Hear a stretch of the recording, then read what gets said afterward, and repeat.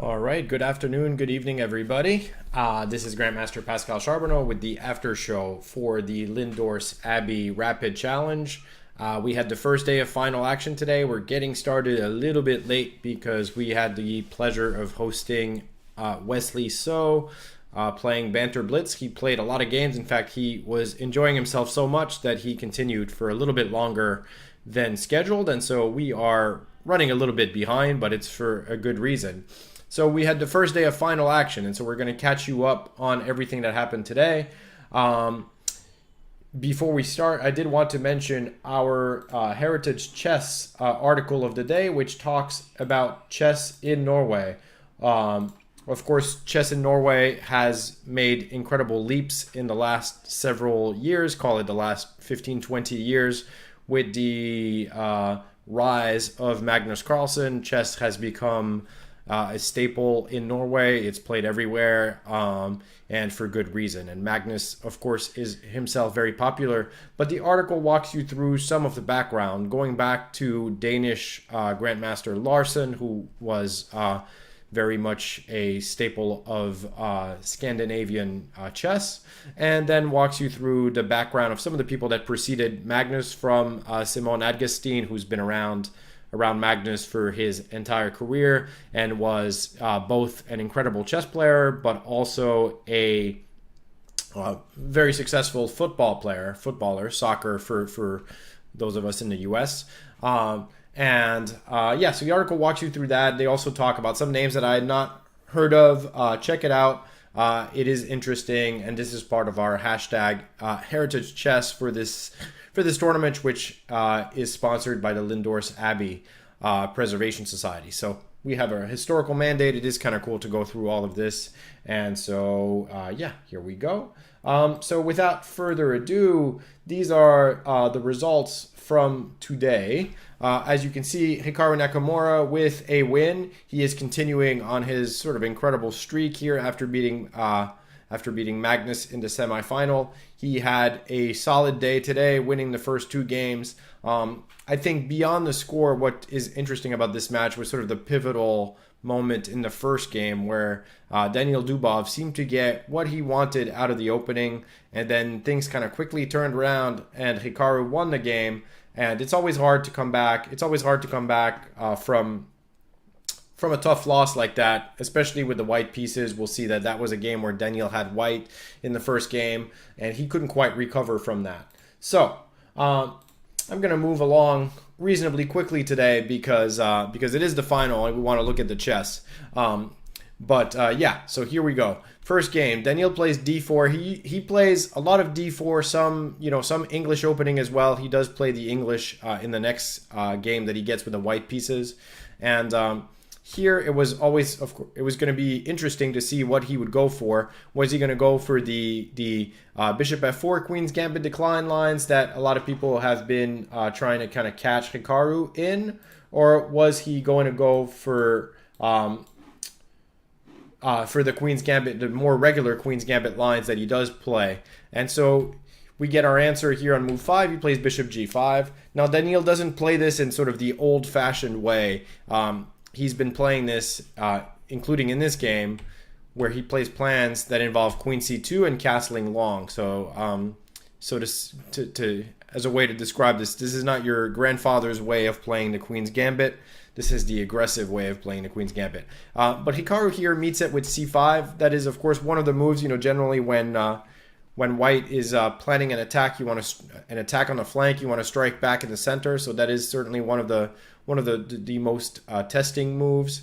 But here the character of the position changes fairly quickly because white reverts to playing more positionally, plays pawn takes c5, pawn takes c4, and now queenside castling is not legal, so white is playing with e3.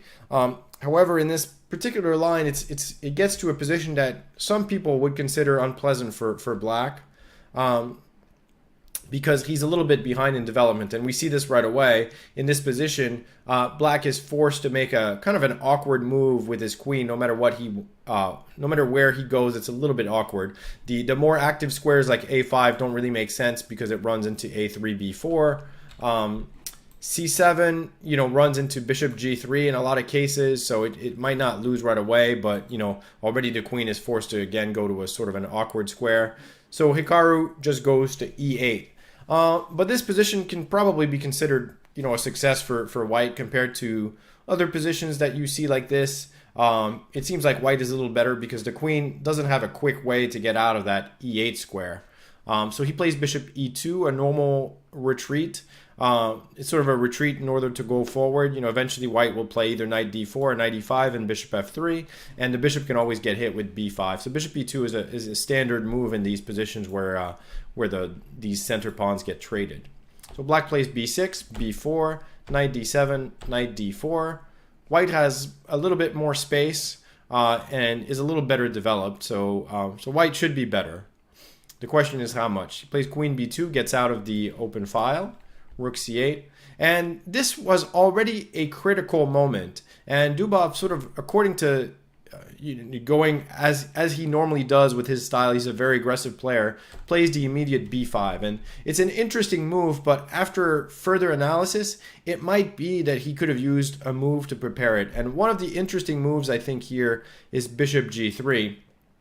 One of the ideas of bishop G3 is, well, first of all, black often is playing knight D5 and trying to trade that bishop, try to, get more breathing room for their pieces by trading, which is very reasonable. But bishop G3 is an interesting move because it actually prepares B5, and we'll see why. We can actually look, so there's not too many moves here for black. It's kind of, black doesn't have a lot of breathing room. For that reason, a computer even looks at moves like queen D8, which, okay, I highly doubt someone would play this, get back onto the open file. It looks bizarre. But the computer suggests a move like G6. The idea of G6 is that on E5, white has a very nice square in F5. So sometimes black tries to prepare E5 by playing G6. But now we can play B5. And if we compare, if black tries to play the same way as they did in the game, after A5, well, now knight C6 is really strong. And the difference is that on here, takes, rook takes, bishop B5, the rook doesn't have a good square. It has to go back to C8. It can't go to C7 because that bishop is covering that square. And then after here, white is actually in complete control after knight A4. This pin is really annoying. We're threatening knight takes B6. On knight D5, we can always meet it with E4. This position is really bad for black. So of course, black doesn't have to go, G6. They can make other moves here. But it's not. But no matter what they do, I didn't find a really good solution. B5, by the way, if you want to prevent B5 by putting a pawn there, well, that's going to be met with A4. And this pawn structure, with the queen all the way on E8, it just doesn't seem easy. So bishop G3 might have posed some difficulties for black. What else did I look at? Knight D5 also runs into some issues. For example, we can play knight takes D5, and then on bishop takes D5, the pawn on A6 hangs. So that's already a big tactical problem. And ED, I'm guessing knight F5 here is good. Knight F5, there's bishop F6. Maybe we just, but with the pawn on D5, that's not a good IQP position. So white can probably just play positionally here. So maybe bishop G3 is an improvement, and I'm pretty sure Hikaru would not repeat this opening experiment. He would probably improve somewhere earlier. But Dubov plays B5, and it's a very committal move. Hikaru was saying after the game that he was sort of surprised to see it because it is very committal. Black is getting a beautiful square on C5 for the knight or the bishop. And that will allow them to get some breathing room. So Hikaru responds A5, which is the positionally desirable way to play. And as he said in the post-game interview, the big question was whether knight C6 was good or bad here. And maybe Dubov should go for it because the game is not very impressive. And here, it's sort of undeniable that he's got some compensation, some decent compensation here, because the queen is still fairly misplaced, the pin is quite annoying, and we can look at either rook c7 or rook c8. In both cases, it's complicated. It seems like rook c7 might be better, even though it seems like it gets hit with bishop g3. Bishop g3, there's actually a surprising move here. You can actually get away with playing e5, because on here, there's a surprising tactic, and this, I'm sure, was not spotted by either player, but when you look with the computer afterward and try to find the truth, you spot things like this with queen takes e5. Suddenly, black is actually doing well. But nonetheless, I think rook c8 might be more likely to be played. And then this position, does look better for white here. So there's, again, complications here. Things like this can happen. Bishop d7, bishop c3. It's a bit of a mess, but I think white ends up being better. So I don't know why he rejected knight c6 exactly, because after knight a4, knight d5, a strong move, bishop e7, queen e7, black seems to have essentially solved his opening problems here.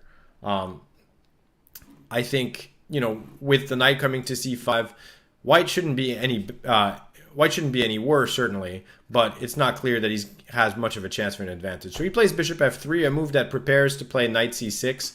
Sorry for my bad arrow here. Knight c5, knight takes c5, rook takes c5. And now Daniil decides to sacrifice a pawn, and it's probably a reasonable practical decision, because it does seem like if white just makes very sort of simple, prosaic moves, like rook c1, for example, rook c8, he can get in trouble, because the black seems to have a good chance to control this file. Right, next move he could play queen c7, and white is not going to win the battle of controlling that file. At some point, he may have a square on c3 for the knight. So, I can't tell if I can call the pawn sacrifice sort of a panicky move when things have gone slightly wrong. Because, clearly Daniil thought he was much better out of the opening. And so here he's deciding that, let me try to bail out and make a draw. And so he gets this position, and it doesn't seem too bad for white. I mean, you're down a pawn, but this pawn duo is not too impressive, and the isolated pawn is weak, right? So sometimes you might be able to double on it and play e4 and win it back. This is sort of something that happens a lot in these positions. But here he makes a big mistake. Queen b5 is essentially the main culprit for losing this game. Hikaru in the interview after the game was saying that if he played queen to d4, he thought the game was pretty drawish and would probably end in a draw. And, again, white has simple idea, play rook d1 and e4, try to win that pawn back. There's a few things black can do to try to prevent that. But ultimately, this is the kind of position that a super grandmaster should be able to hold. He also might be able to play a4 and rook b1. Or just even rook b1 to start and then attack the d pawn and sort of shift between attacking the two weaknesses. Looks like you should be able to hold this position. But after queen b5, he must have really underestimated d4, because now it's not a trivial position to hold. Once, you can't really play rook d1, because on rook d1, d3, that d pawn is too strong. So he's got to take. And now this is not going to be able to hold, because it's not going to be easy to hold, because the f2 pawn will be weak, and black will have various ways to try to create two threats.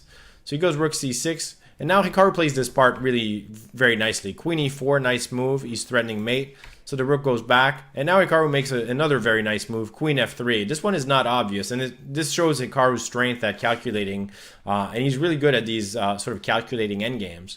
The idea of this move is that if queen b6, he spotted that he's got a very nice way of getting into a queen ending, and this queen ending up a pawn is very good. As long as there's no immediate perpetual, which there's not, black will be able to play g6. Even if there's, queen d8, queen d3, we can play g6. The king hides, it's important the queen is defending this pawn, and then black will simply be able to play like a4, queen b3, a3, and, these queen endings tend to be lost. So very nice sort of conversion here. He plays queen f3. White plays queen to b1, g6. Already this position looks like it's probably lost, and Hikaru converted it reasonably easily. You sort of combine, pushing the pawns on the queen side with threatening mate, and the queen endings are particularly bad.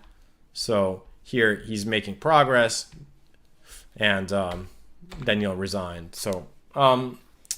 So that was a tough loss, because to go from this opening position here, where it looks like white should be looking for a way to increase his advantage, really hard to imagine something going too wrong here, to losing that game is really tough. So Hikaru tries to continue in game 2, plays e4.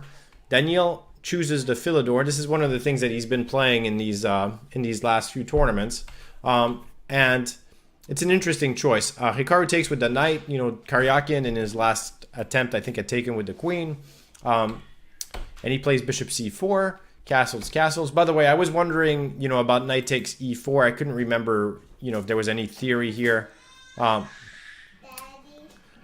Soren, I'm working right now, okay? My son just walked into the room. Okay, so after knight takes e4, d5, bishop d3.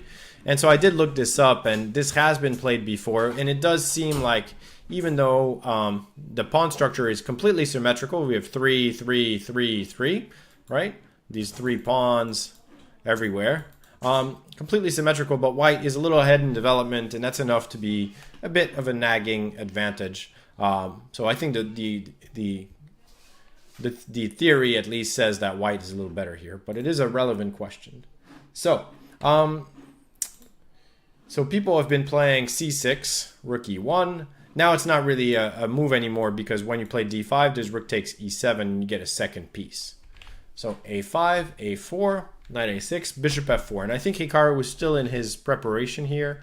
And one interesting thing here is on knight c5, he plays knight b3. And I think that is an important move, because otherwise, often black will try to play knight e6, and they'll be able to trade a bunch of pieces. But by playing knight b3, you're trying to get him to trade on your own terms. And so knight takes b3 can be met with, actually, pawn takes is interesting. I've seen this in a few games where you play pawn takes, and then on bishop e6, you can actually leave the bishop there. But you can also play bishop takes b3. And then on bishop e6, we usually try to play e5. But these are still playable for black. I actually think knight takes b3 might be better than the move played by Dubov, knight e6. Because after knight e6, bishop g3, it is hard to find an active continuation. And I feel like black is pretty passive. So he goes g6. And now Hikaru, who had won the first game, decided not to risk things too much, plays e5, after which he's got a very pleasant position. But, it's possible that if he really had to win this game, maybe he could try to make another move, like a queen move followed by rook d1. Certainly is possible as well. But I guess black's idea here was to play knight h5, right? So that's why he decides to immediately play e5. Takes, the queens come off. And so we have an ending where white, again, has a little bit more, they're better developed. And the pawn on a5 is a little bit weak, so black always has to watch for this, or like captures on a5. And so Hikaru plays knight d4, which is not an easy move to meet, but Daniil, I think, finds the right way to try to hold this position. Because if you play, for example, knight takes d4, bishop d4, things are already very wrong. The bishop is attacked. The knight can be attacked, so this position is bad. But on knight d4, he plays knight e8. Even though this lets the structure be compromised, it's black's best chance. And one of the ideas is that it covers the c7 square, so there's no, after knight takes e6, bishop e6, pawn takes e6, there's no bishop c7 idea.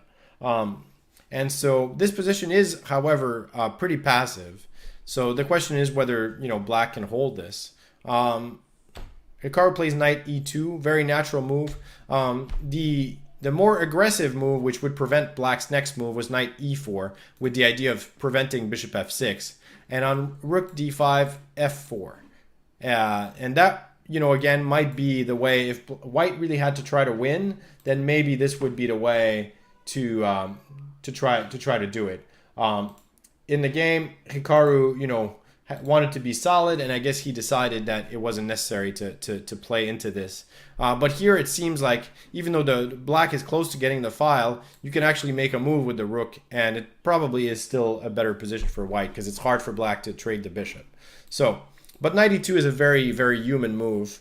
It does allow bishop f6. So black gets a little bit closer to equality, because with just one pair of knights here as the minor pieces, it's not clear that white should be able to win this. f3, king f7, knight f4. And here Daniil played e5, which is an interesting move, but it is a little bit risky because it does essentially bring the knight where it wants to go. So it's interesting, and after knight d3, here I don't like what he does. He goes for a plan of playing rook e8 followed by e4. Knight d7 seemed pretty reasonable, and it's not clear how white will make progress after, say, rook e1, rook e8. It doesn't seem obvious how white's going to go forward here. In the game, he goes e5, knight d3, rook e8, rook e1. He could still play knight d7 here, same idea, but he goes for e4. And after that, white plays knight c5, and now I think it's already pretty difficult to hold this one. He could have, because the main problem is on e takes f3, we take on e8, you take on e8, let's say with the king, knight takes b7. And here, with this one falling also, this should just be a lost knight endgame. Knight endgames are never that simple, but it's probably lost. This pawn will fall, of course. So white is up a pawn, and they'll be able to create two passers, should be losing. So he plays b5, which then leads us to a rook ending. This one black does have chances to hold, but I don't know that it was necessary to go for this, from the position that he had where, by playing knight d7 here, it would be a fairly stable position. So here he's down a pawn, and it's an interesting rook endgame, but but of course, black is on the ropes. Rook d2, rook e2. So we get here to, I'll get you to the critical moment. Daniel did play very well up to a point. This is the point, actually. After rook d1, rook d1 was probably the mistake. In this position, it seems like he actually has reasonable chances to hold if he makes... The thing is, it's hard because it looks like the right moves are to make a backward king move, like king to e6 or king to d6.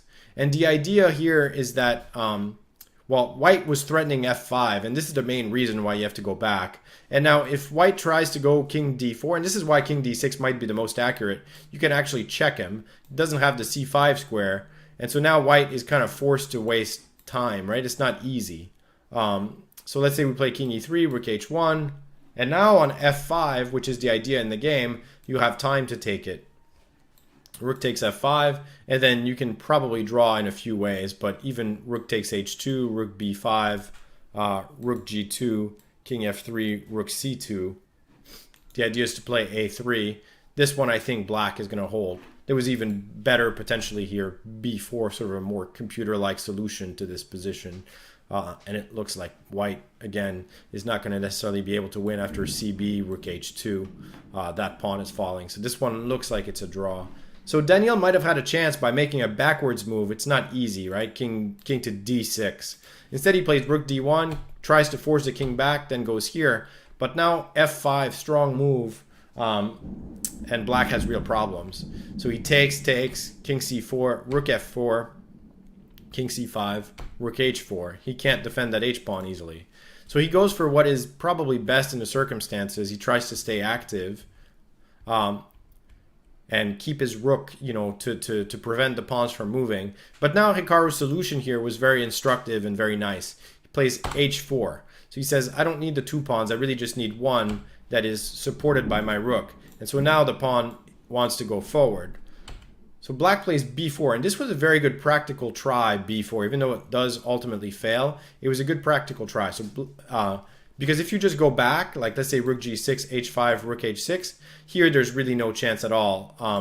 We'll start with, let's say, rook h4, then we'll play king d3, and there's going to really be no chance here. But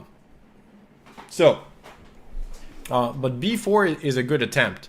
After b4, takes h5, a3. So he's trying to simplify. So if we play b takes a3 here, rook takes a3. This one, white is actually not able to win because he's forced to lose a tempo. Rook a2 is threatened. So white has to play a move like, let's say, rook h4. But now the king comes back, h6, rook a8, h7, rook h8. And the king is too close. So king d3, king d5, king e3, king e5. The king is coming. So this is a really good attempt. But after h5, a3, Hikaru has rook h4 check. And now the position is winning. The idea is that if you play king to b5, then we can actually take rook a3, h6, rook a8, h7, rook h8. And now the king here white is up, up a tempo or two from the previous variation. So black can't play king d5. They can only play king c5. So it's just one tempo.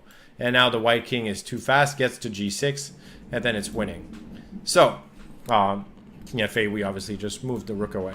So after rook h4, he tries king c5, which brings the king closer. However, now white can play b4, and that will win, because now if the rook goes to g8 instead of this, let's say he goes rook g8, then h7, rook h8, king b3, and we just take a second pawn. So that's easily over. So he tries rook g2. He tries a few tricks here. The idea was that if white goes king a2, he can try to give a perpetual, but Hikaru correctly just calculates that he can go up, and it's just winning. So he could have tried. What could he have tried here? There's really not much that can be tried here. There were some variations where if instead of king a4, h7, there was one variation where black makes a queen, but yeah, actually, well, he could try king c2, a2, h8, a1. However, this one is just made into queen e8. The king only has one square, and it's mate. And if you don't spot queen e8, queen a8 will also win with king b5, queen d5. So it's not too difficult to see a win here for the white pieces. So Hikaru goes up 2-0. But in game 3, Dubov manages to strike back. And that was actually a pretty nice game by Dubov. It's going to be analyzed fairly quickly because it doesn't. A lot of this is theory. So all of this has been played by Hikaru himself. But here they follow a game between two very strong players, Boris Gelfand. And actually, Hikaru himself had a game where instead of rook b8, here he played queen to c8 to defend the b7 pawn. And today he played rook b8. Must have prepared this a little bit at some point, whether it's for this game or another game, I don't know. And so, yeah, this follows a game between Romain Edouard, a strong French grandmaster who I think has been on Chess24 before, as black against Gelfand. And it's a bit of an odd position because it looks like positionally black is doing well and is very solid, but white has a lot of space and weaknesses to play against. So it turns out to be fairly difficult for black to play. It's not necessarily worse for black, but it's definitely difficult. And now Gelfand in the game played bishop back to f3. But here Dubov has what maybe is an improvement, bishop h5. So he tries to provoke g6. And the idea is, of course, on g6, he would still go back to f3. And I guess his point is that the pawn on g6 is worse than on g7. It weakens the king a little bit. It's an interesting point, or just slightly different. Seems interesting. He does get a good position. Hikaru decided to play rook to d8, bishop f3. The d4 pawn can never be taken because of rook takes e7, bishop f8. So he now is threatening to possibly take it. And Dubov here played bishop e5. The move rook e5 might have been a little bit stronger with the idea of bishop f3, queen f3, queen d4, rook f5. That position, the black king seems a little bit weak. And the b7 pawn is a little bit weak. So it seems like a nice position for white. But Dubov plays bishop e5, b6, ab, cb. The funny thing is the computer and Peter Leko, Tanya Sajdev, Jan Gustafsson were singing the praises of this move. Hikaru in the interview after the game said this was completely insane, which is a harsh way to look at it. But I think his point was that, he's giving white the chance to do something. He's got the b5 pawn, while in this way, even if he loses the c7 pawn, arguably it's not too different from the structure he gets here, except that he's got chances to hold on to that pawn. The computer, however, doesn't think that his move was that bad. And the commentators were saying that, you're opening the file for the rook. So it did not seem so bad. But here, the real culprit for black losing this game is the next move. It seems like black was still fairly solid and could try to hold, for example, with bishop d6, and just try to hold it. I'm not saying that it's going to be easy, but it was still playable. He plays f4, and which is kind of natural. The idea is that, on bishop f4 he gets to trade some stuff, and on g takes f4, at least it's understandable to think that maybe that's a big weakness for white. Turns out that it's not that bad, and Hikaru said that he underestimated that rook coming to g3, where black does seem to have big problems here. So instead he plays bishop d6, but now he is truly down a pawn, and gets into an endgame where, again, that pawn is meaningful, plus this, at least while the b5 pawn is holding, this majority is really stopped. So the rest of the game is nice technique by Dubov. He uses the b5 pawn as a distraction, and here rook e1 is a nice idea. He converts into a winning king and pawn endgame here. Again, really uses the fact that this b5 pawn is strong. e7, rook e8, rook e5, and now eventually black will have to take on e7, and that will just be losing. So if he plays g6, for example, we can play king d5, and it will be the same thing. We're coming here, so there's no choice but to take. Hikaru tries taking, and now this is just lost because black will simply lose a pawn, and really, the problem is that this pawn is they can never create a passed pawn because a6 is always met by ba, and we make a queen too fast. So yeah, nice game by Dubov, by the way, who comes back, when he has to, trading 2-0, but that still leaves him in a tough, unenviable situation of having to try to win with black in the last game against Hikaru, who only needs a draw. And Hikaru played this game in what I would say is professional fashion. He played very solidly. This is not really like the most drawish line or anything like that. It's reasonable, but it's certainly very solid for white. This has been played by someone like Michael Adams, for example, with the white pieces. I'm not going to go into too much detail because not that much happens in this game. It was interesting to see that Dubov did get sort of a bishop versus a knight here, but white's position was always very solid, and he managed to drum up some threats on the king side, and there was never really any real chances for black to create something more than the appearance of a slight advantage maybe. If Hikaru needed to win here, he might have tried to make a tactical move. Knight takes g7 was interesting, although it seems like black can hold this also, but with the idea king takes g7, h4, and try to attack. But he just plays h4 first. After bishop f6, he will eventually take that bishop, and he does. And so we have a position with queen and rook, and there's not much here for black to try. He tries g5 to eventually maybe create some threats. It does kind of backfire because Hikaru finds counterplay here.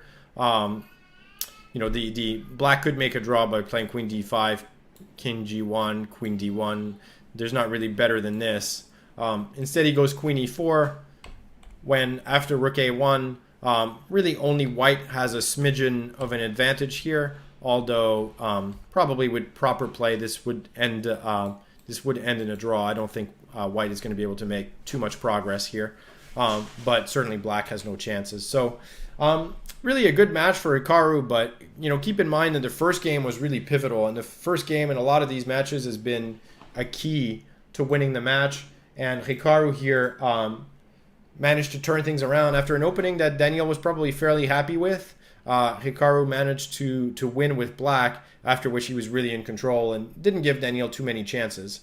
So Hikaru starts in the lead here, and so he now can clinch the Lindores Abbey Rapid Challenge victory by winning tomorrow. And so we will see if Daniel Dubov can rise to the occasion and force a third match here, a third set in our finals here. And so it should be very exciting. Starts at the same time tomorrow, 10 a.m.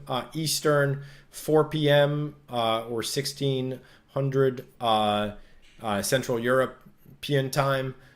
So I will be watching, and I will have an after show. I don't know if the tournament will be over or not. This is exciting. We'll see if Hikaru can pull out his first Magnus Tour victory. So on that note, I will wish everyone a pleasant evening, and I will see you all tomorrow for more chess. And keep looking at the schedule. We have a lot of these banters. We had Wesley So today. Played a lot of our premium members. You have to be a premium member to challenge, and you can even listen to his comments as you play.